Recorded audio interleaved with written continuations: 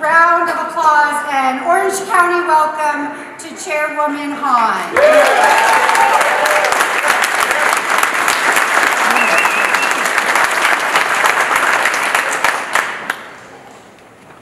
My mind is like spinning with all the different retorts I want to make to everyone who spoke here today.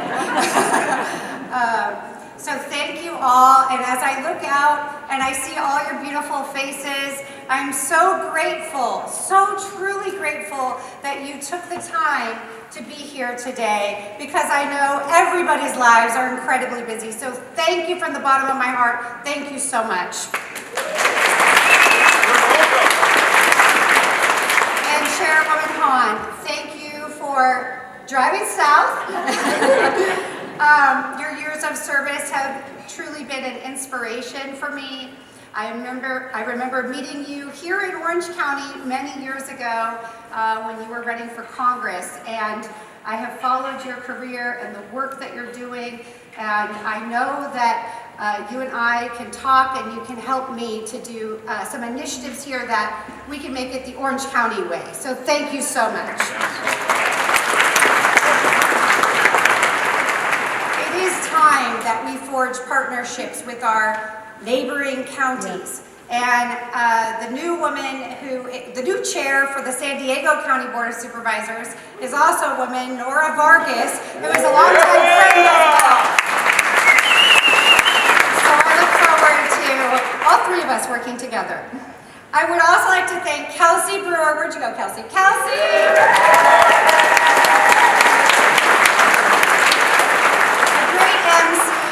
A good friend and an amazing housing advocate. Thank you, Kelsey, for all you do.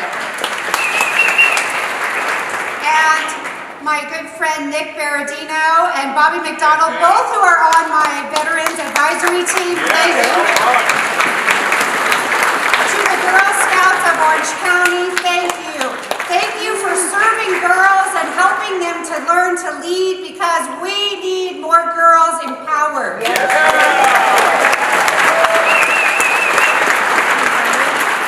To my friend and now Mayor of Anaheim, Ashley Aiken, also a Girl Scout and Girl Scout troop leader.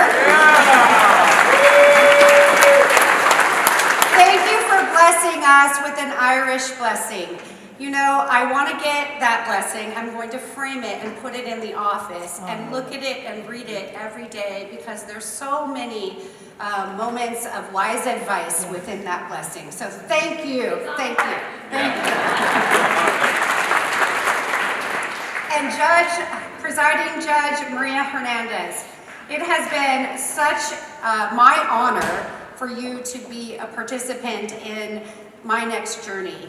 And I will take a moment, because you may not feel that it was your place to share this story, but I do. And so we had been following each other, but where we truly connected was, and I invited him to be here today, and I was sad he couldn't make it, was that our family befriended, my boys became friends with a young man whose father and mother lived homeless at the Civic Center, and for his whole life. And he didn't even get into school until he was maybe third grade, second grade. And by the time we met him, maybe third or fourth grade, he was like 5'11", and so people didn't know that he was illiterate and that he was so behind, because they just kept passing him along in his grades. And so somehow or another he ended up living with us. And then he also, and I don't know if they're here today, but he also was taken in by the Orsini family. And we used to say that we were the angels on his shoulder. We all worked to help this young man to get out of the life that he had, and to not repeat the mistakes that his parents made. And unfortunately, despite a lot of effort, some of his mistakes were repeated. And that's where Judge Hernandez came in. He was the first person as a juvenile young offender to benefit from her program that really saved his life. And now he has an apartment and part of a job, and we're working on that. And he's got a car, and you know, he's out of trouble, and you saved his life. So thank you, Judge Hernandez.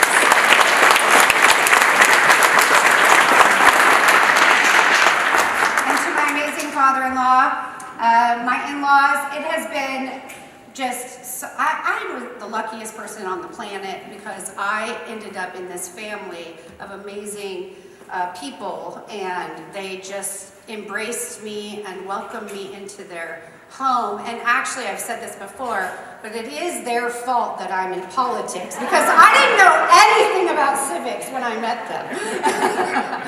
But I always value your advice, your input, your editing of my words, and I, of course, value my friendship with you and the love that you have for all of us. Thank you.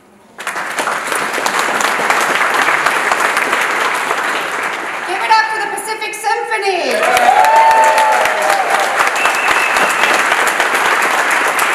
Corona Del Mar High School drumline. Aren't they the best? I love supporting the student musicians. Diana Farrell.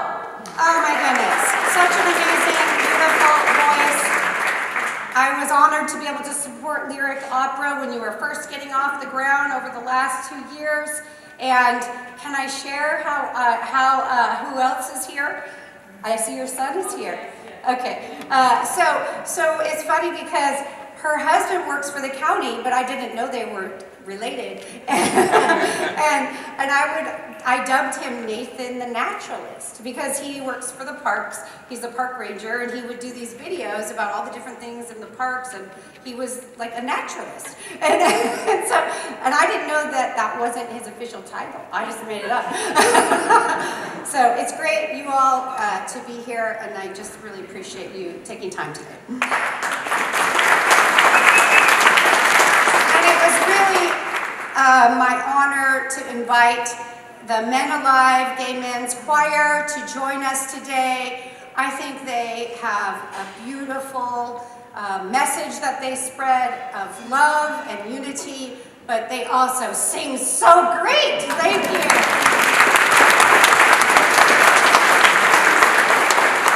All right. So at this time I'm going to do, they don't know I'm doing this, but I'm going to invite my staff to come up. We have an amazing team, and they helped put this production on today. Our Chief of Staff, Nick Annis. Deputy Chief of Staff, Alyssa Napoli. Director of Communications, Stephanie Lau. Policy Advisors and Community Representatives. Come up on the stage, people. Come on. Alex Renagi, Cindy Tran, Amy Mitchell, Adam Taevas, Manuel Chavez, Rachel Cole, Stephanie Ray, who wasn't able to join us today, and Michelle Bowen. Not to be left out, don't worry, I didn't forget you. Our amazing scheduler, Kimberly Belli, who's been with me for 15 years. So, I'm so proud of the work that this team has done over the last 2 years and that we will do over the next 4 years. And we are here to serve, so if you want us to do something, just talk to one of these people in the audience, okay? Thank you. Thank you, everybody.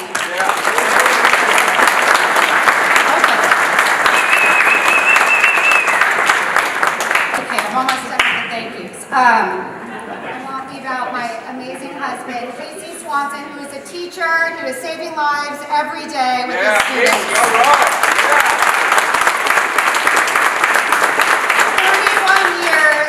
31 and a half years married, and again, it's your fault. Our 2 sons, Sam and Ben, who I cherish deeply, and every family wants to have the next generation be better than the last, and I'm grateful that you're on your way. So thank you. My mom was not able to stay. She wasn't feeling well, but my mom, she is an amazing woman who sacrificed a lot for myself and my siblings as we were growing up. And, you know, she got married when she was in high school. she wasn't allowed in those days to actually finish high school because she was married. And so she ended up getting the GED. She didn't go to college until I was already almost graduating college. But she always found a way to make sure that we had access to shelter and housing and activities. And I actually didn't even know that my life was poor until I was older, because my mom always made sure we were doing activities. And so I love my mom so much, and I'm so grateful that she instilled values. And she can't stand up, but my grandmother, Emily, is 96 years old.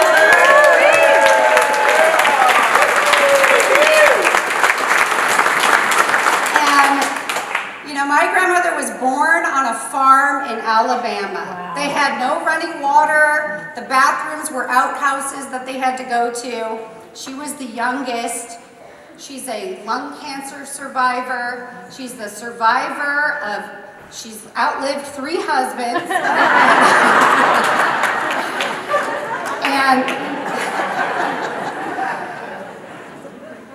And I really think I get my never give up from her. As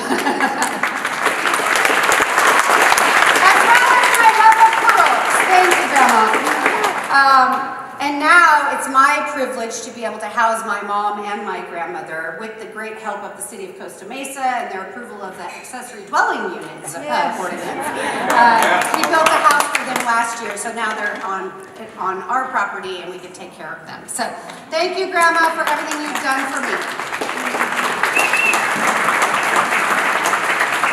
Those who know me know that I'm a tireless advocate for our veterans, and I probably would be anyway, but I have a special reason, and that is because my baby brother, Sergeant First Class Katrina Foley III, served in our U.S. Army in Iraq, and he is what motivates me, because every day I recognize his struggle and his challenges that he has, and I use that to drive initiatives. And I'm so proud to be able to work with you two and the rest of our team to help with our veterans, because we cannot forget our veterans. They served us, we need to serve them. All right, yeah.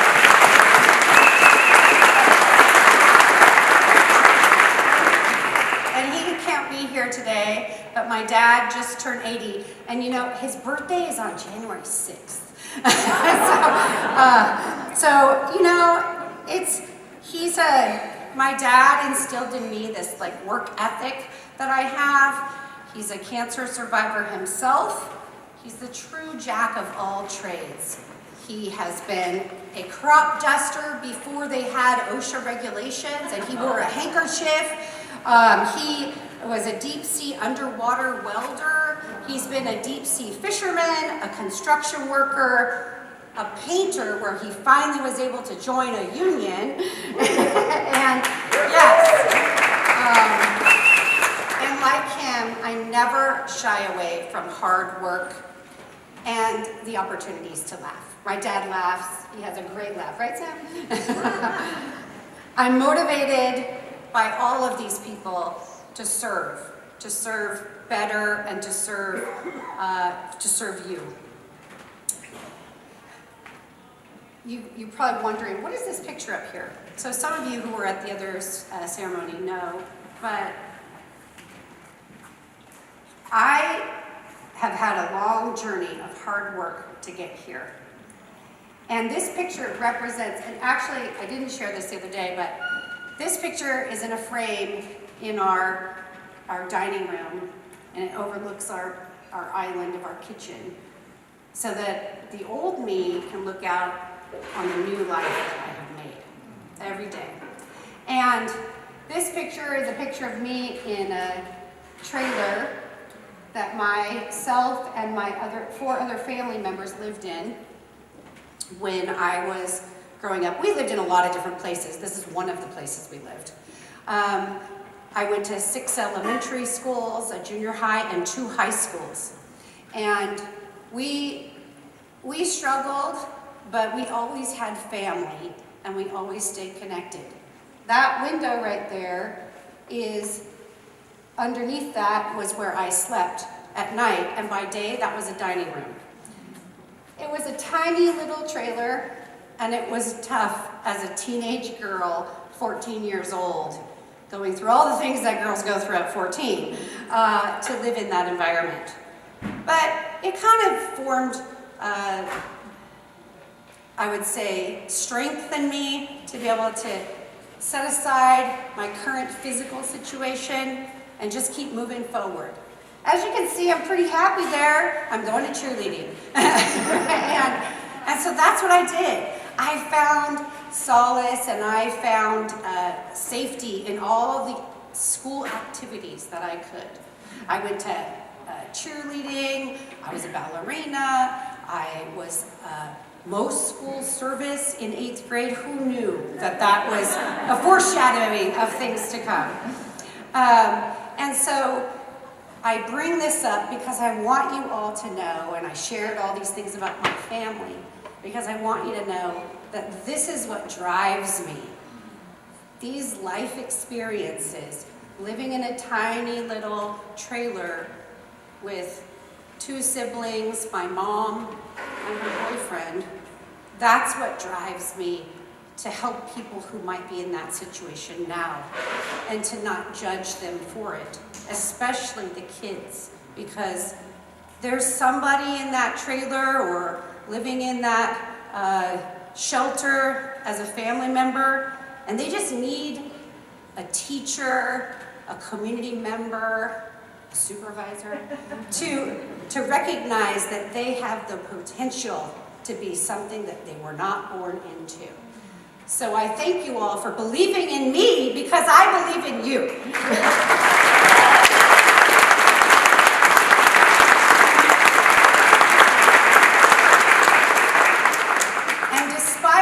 What were very modest means. You know, I'm a Head Start graduate. I was on the free lunch program every day. I took the bus to school and I would get there early so I could get the little rice pudding breakfast. I remember that. And, you know, despite all of that, my mom we were always serving other families. And so I really didn't know that I was as poor as I was. I didn't know we were on food stamps. I didn't know that she was getting Thanksgiving meals from the local Kiwanis or Rotary. I didn't know. And I credit her for that. I learned, you know, once I got to high school, I knew. But that also, she always invited other friends who were what I thought less fortunate than I. We always helped everyone. And so that's, I think my mom has instilled in me this strong desire for community service. And I want to help the next generation of girls like me to meet their potential in life.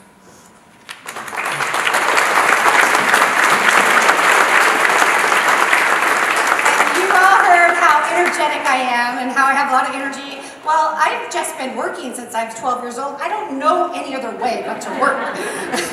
You know, when I was 12, it's because I wanted to buy my Sheminda Fair jeans, okay? Does anyone know about Sheminda Fairs? Okay, you know, I was a babysitter. I worked as a gourd sander for the Youth Employment Service. What is that? I sanded gourds so somebody could make a bowl. I was a fry cook for McDonald's and eventually was the drive-through cashier, which was like, woohoo, I made it.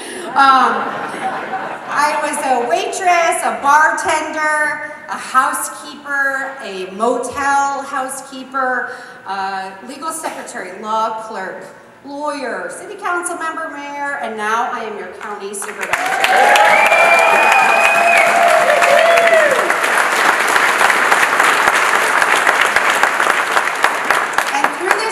Of life that I've had, what I've learned is that it's important to bring together unlikely allies.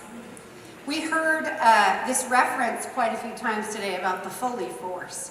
And so some of you know where that came from, others don't. But Senator Bates, who I invited to come here today, but she had a conflict, she, during the campaign, she was describing how nobody could beat me because I was a force. And so it kind of stuck we all started saying, the Foley Force. It's you. You're the Foley Force, not me.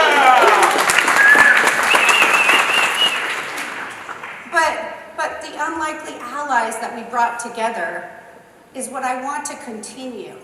I want to continue to build relationships between our public defender's office, Amber, thank you for being here, and our deputy DAs.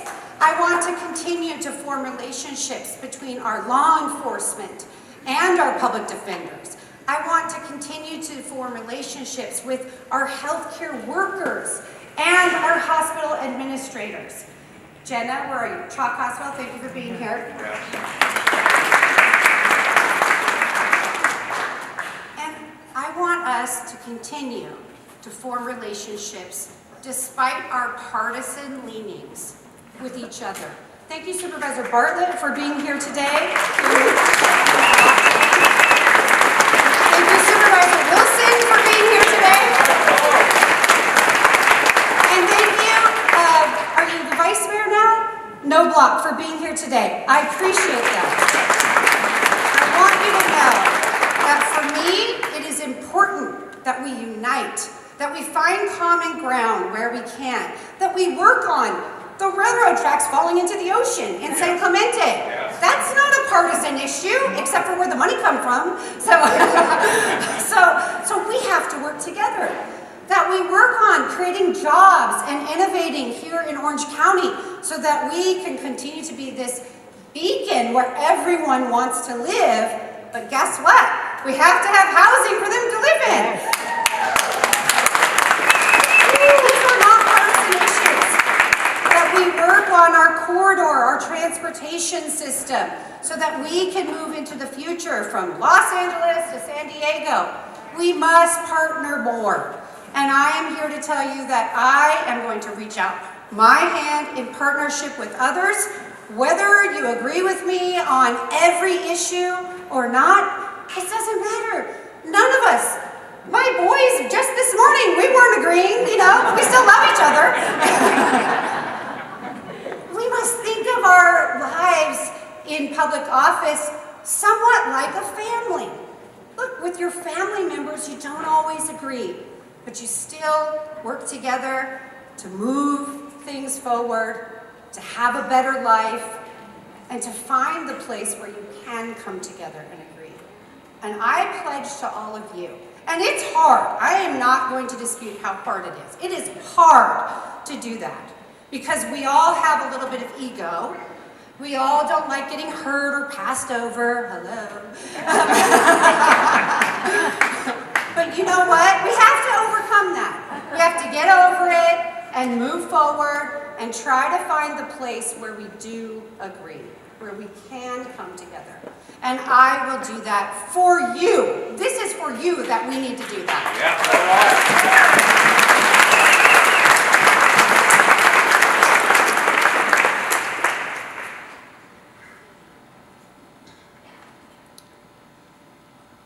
So it's Martin Luther King weekend, and we somehow managed to turn our swearing-in ceremony to a Martin Luther King holiday production. So thank you, staff. I love that. But I want to share a quote that is one of my favorite, and you probably won't be surprised. If you can't fly, then run. If you can't run, then walk. If you can't walk, then crawl. But by all means, keep moving. We must keep moving Orange County forward. You see our little handouts that we gave you that talk about our accomplishments over the last 2 years. I'm not going to go into detail. I've got a whole list here. I'm going to skip through that. You can read about it. And I encourage you to do so. Because when you read about it, you'll see the diversity of the projects that I have been supporting over the last 2 years. You'll see how hard our team works because we believe that it is our duty to work to serve you. And please do give us your suggestions for how we can work on other initiatives. I do want to highlight that this issue of unifying and of reaching out, it extends to the state of Sacramento, the state of California in Sacramento. It extends to DC.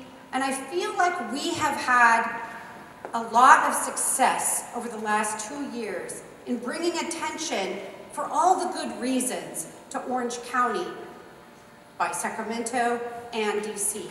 We have hosted the Secretary of Health and Human Services, Javier Becerra, to tour our Be Well Center. Now, I'm not going to take credit for the Be Well Center because I wasn't on the board when it was initiated. Supervisor Bartlett, thank you for your work there.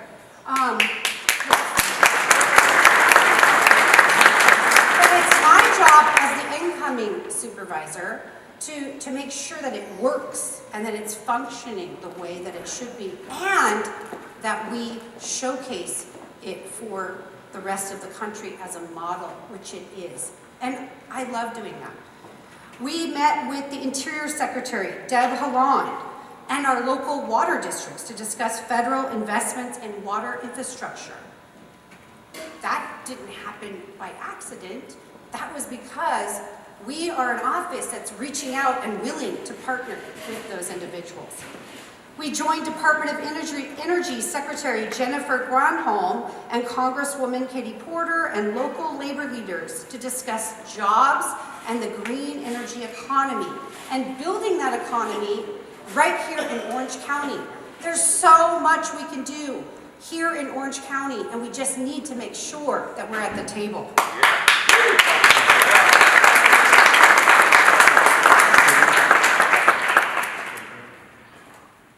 We invested a lot in our county infrastructure. We invested a lot in our cities, in our community organizations, whether it's in arts or supporting our faith-based organizations who are really serving the needs of the poor, or it's nonprofits that are working tirelessly after school programs like Soy. Mary Capellini, thank you for being here.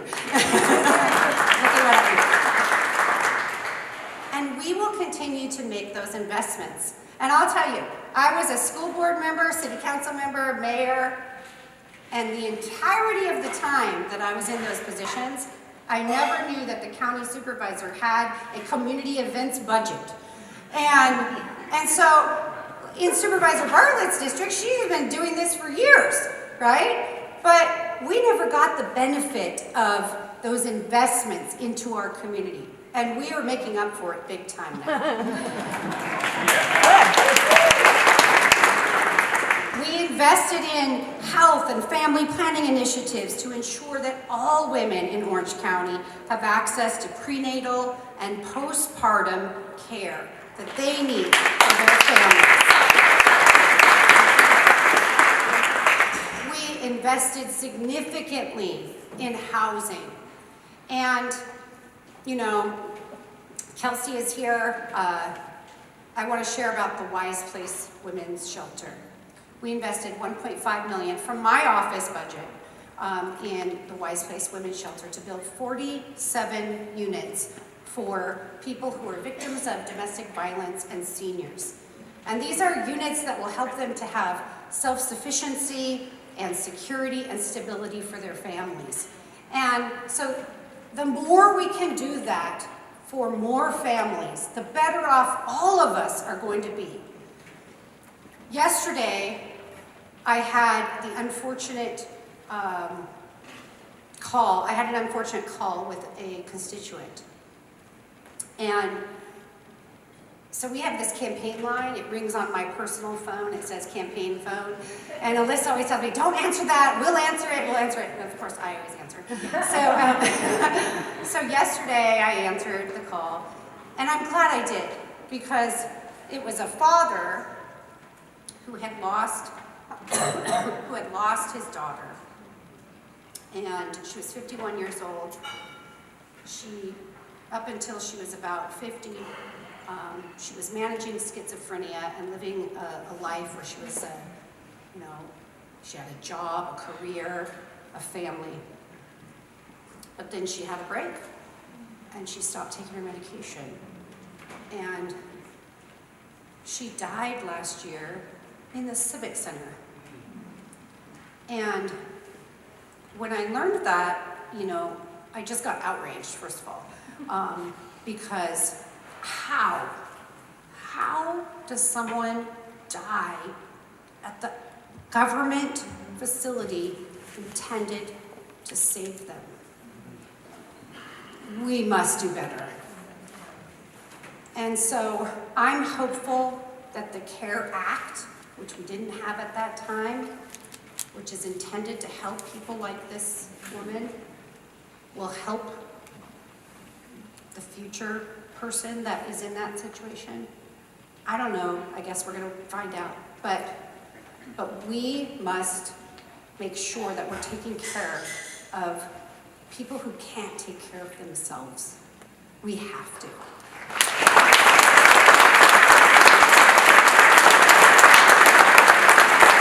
And I didn't see her, but I know that we have somebody who's working on making sure we can budget for that. Is Michelle Gary here? Yes. Oh, you're right in front of me. I don't have my glasses on. Thank you for leading the effort for OC Cares, which is our initiatives to bring everything under one umbrella that is related to safety, re-entry, stability, mental health services, drug and alcohol abuse treatment, and the like. Thank you, because without this amazing woman as our CFO, we wouldn't be able to make these investments in our $9 billion budget. So thank you.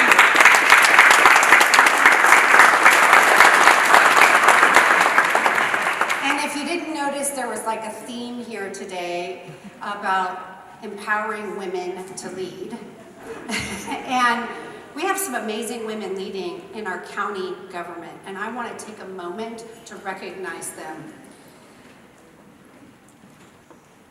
Our new director at John Wayne Airport, Charlene Reynolds. Are you here, Charlene? Charlene helped us launch our Fly Friendly program to address the incredible noise over certain parts of our community, especially Newport, Costa Mesa. And she also immediately set about taking care of our deferred maintenance at the airport, identifying ways to green up the airport, and most importantly, outreaching to airlines to bring cleaner, quieter airplanes to John Wayne. We also appointed a new public health officer, Dr. Chencio Kwong, a licensed physician and former U.S. Navy doctor. She could not make it here today, but she is doing an amazing job caring for the public health of our community. And we hired Dr. Veronica Kelly as our director for mental health and recovery services. This is a woman who's had a personal life experience with a family member who has been addicted. And she brings that to the discussion every day. She knows the difference between a quality operator and one that's just trying to make profit off of people's insurance. And she does not let that seep into our community and our programs that we offer in the county. She's gonna help us implement the Care Court, and she's providing yet another bridge to Sacramento because she's now gonna be sitting on a committee for the CARE Act and making sure that we have direct communication with the Sacramento and the county about what works and what doesn't work. So I'm really thrilled for that. As many of you know, I'm the 8th woman to serve as our county supervisor, and our first county supervisor that was a woman was not until the late 1970s, and that was Harriet Weeder. And Harriet kind of had a similar trait. She wasn't afraid to speak her mind. We know that we have a lot of amazing women mayors that are representing our 3 largest cities here in Orange County. You heard their names, but I'm going to repeat them. Valerie Mesqua, City of Santa Ana. Sarah Kahn, City of Irvine. And Ashley Lakin, City of Anaheim. other mayors in my district, including Sue Kemp, who was retired mayor for the city of Laguna Beach, Sandy Raines, the current mayor for the city of Laguna Niguel, Janine Heft of Laguna Hills, who I think might be here, and Cynthia Contreras for the city of Laguna Woods. So these are amazing women that I look forward to partnering with because, yes, we're going to partner with everyone, but there's different issues that women bring to the table, and sometimes there might be a different way of approach. I'm confident that we have great leaders here in Orange County taking us into the future. So for the next, I know Kelsey said 8 years, that would be a dream come true. I'll focus on 4 years for now. For the next 4 years, I am going to, with laser focus, and those of you who know me know what that means when I get laser focused on something, we're going to focus on 3 key priorities. Of course, reducing homelessness and making sure that all of our community have access to quality housing.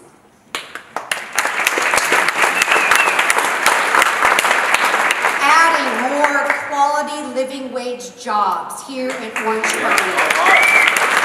For far too long, we have been dependent on service jobs, tourism service jobs. So,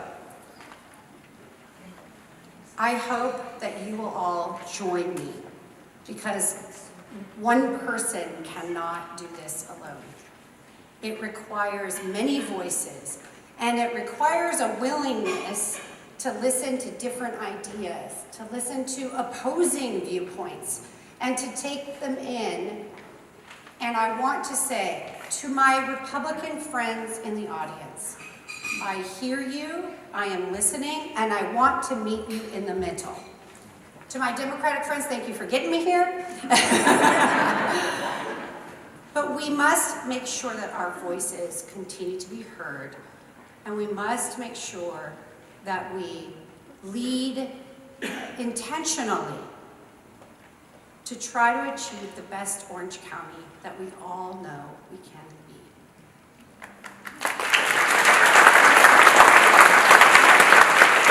So here's where I'm going to leave you. As many of you know, I have a song for every occasion, and a few that I think kind of highlight who I am. Staying Alive from the Bee Gees, I Will Survive, Gloria Gaynor, Don't Stop Believing, which led me through high school, and Ain't No Stopping Us Now was our theme songs for the last 2 years. So join me, Orange County, let's get together, because there ain't no stopping